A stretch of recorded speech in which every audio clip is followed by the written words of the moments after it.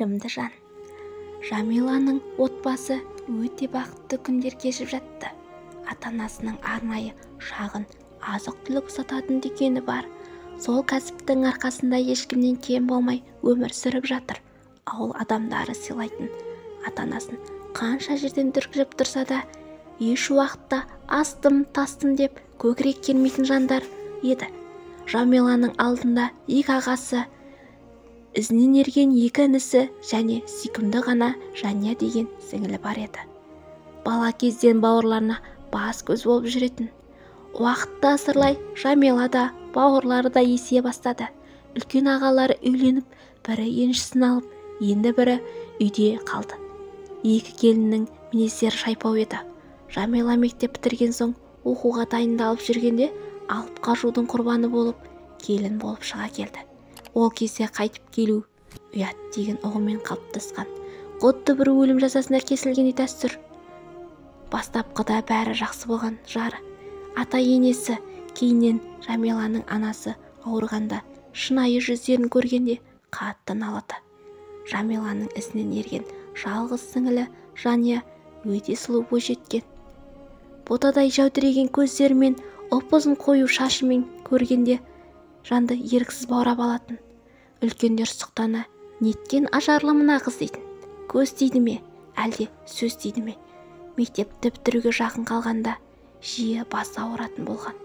Бастапқыда мән бермей, уақыт өте жиі есінен танып қалатын болды. Ана байғұс қанша ауруханаға барса да ешқандай диагноз қоя алмайтын. Болмағасын бақсы балгер жағалады. Олардың бірі көз өткен десе, енді бірі қайтыс болған адамды жуындырған суды басып кеткен деген сияқты түрлі ойларды айтып, ананың басын қатырды.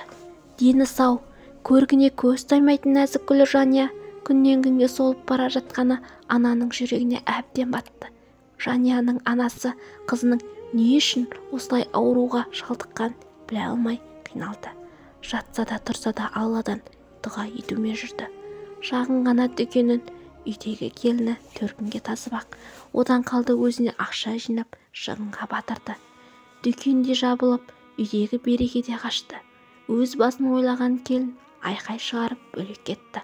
Ұлы да әйелінің айтқанын аса алмай, әрі балаларын қимай бөлек тұруға мәжбүр болды.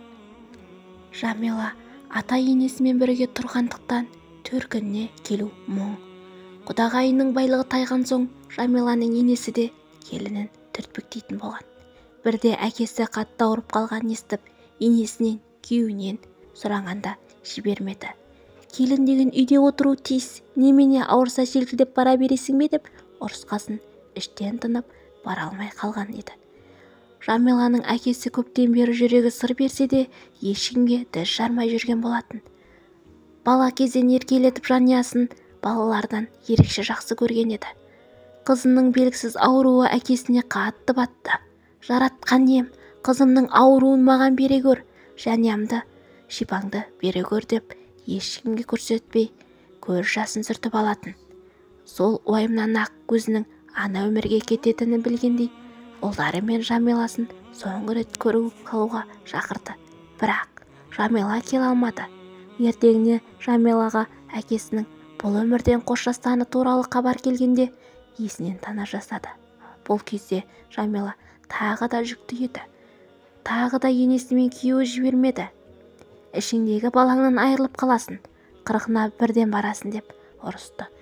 Ол кезде Жамила сондай жуас, әрі енесінен, күйеуінен дәрмен жетпейтін еді.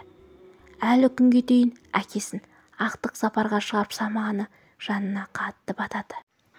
Ал сіңілісі болса, күннен күнге есін жоғалтып сандырақтауды, жатқан жеріне дәретке отыра беретін. Жейтін тамағында өз еркімен жей алмайтын халге жеткен. Анасы да әбден ойымнан жүнжіп, сүйкімді бойжеткен қызының жазылмас дертінен өзі де ауру болды.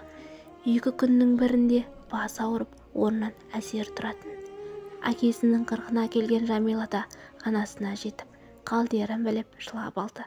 Қанша тырысса да күйеуі де дікеңдеп қайтуға азықтырды. Жамиланың анасы да қызының жағдайын түсініп, бара ғой жарығым, қыз деген төркінде көп жатуға болмайды деген сияқты сөздермен шығарып салды. Ананың ойы осы қызының шаңырағы бұзылмай аман отқаны, әйтпесе қызының қасында болғаны кішкене болса да көңіл құрғыр бір сәт немерелерін иіскеп қуанып қалар еді.